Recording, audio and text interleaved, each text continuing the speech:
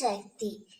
என் அன்பு தங்கமே, இது நீ கவனமாக இருக்க வேண்டிய காலகட்டம்.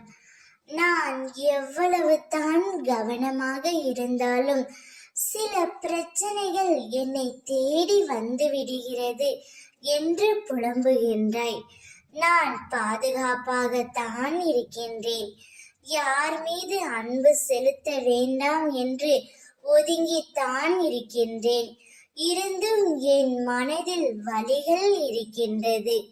இதையெல்லாம் எப்படி சரி செய்வது என்று கேட்டுக்கொண்டே இருந்தாய் அல்லவா? விடை சொல்கின்றேன், கேள் தங்கமே. வாழ்க்கையில் எதற்கு முக்கியத்துவம் கொடுக்க வேண்டும் என்பதை நீ அறியாமல் தேவையில்லாமல் மாயே என்ற ஆசையில் பித்து பிடித்தது போல் இருக்கின்றாய்.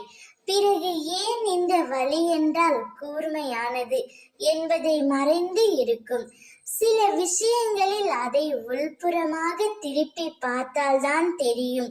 மேலே படர்ந்து இருக்கும் நிலையில்லாத பொருளை ஏற்று அதனால் நீயே உன்னை காயப்படுத்திக் கொள்கின்றாய்.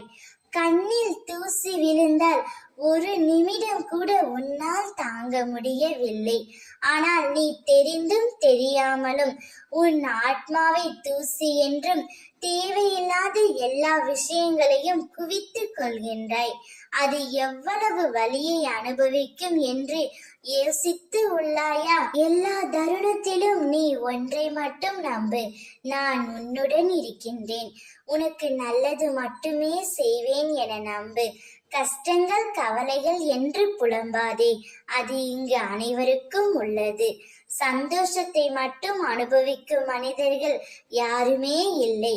எனவே அனைத்தையும் மறந்துவிடு. நன்மையாகவே அனைத்தும் முடியும், நல்லதாகவே அனைத்தும் நடக்கும்.